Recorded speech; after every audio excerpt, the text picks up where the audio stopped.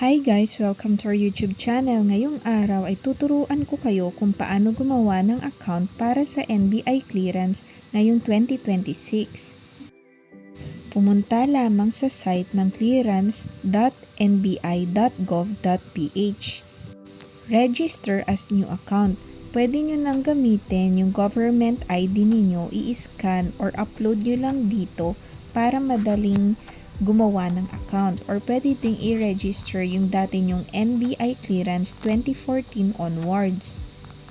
Pag hindi gumagana, pwede nyo namang i-input yung mga details nyo para makapag-register ng new account.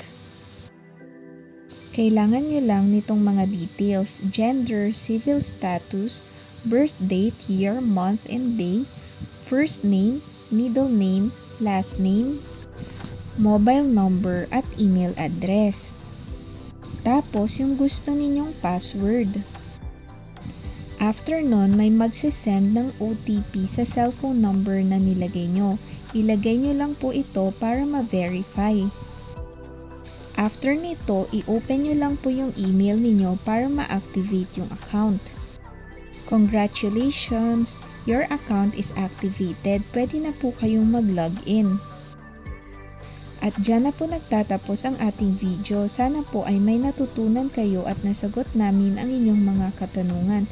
Please like and subscribe to our channel. Maraming salamat po!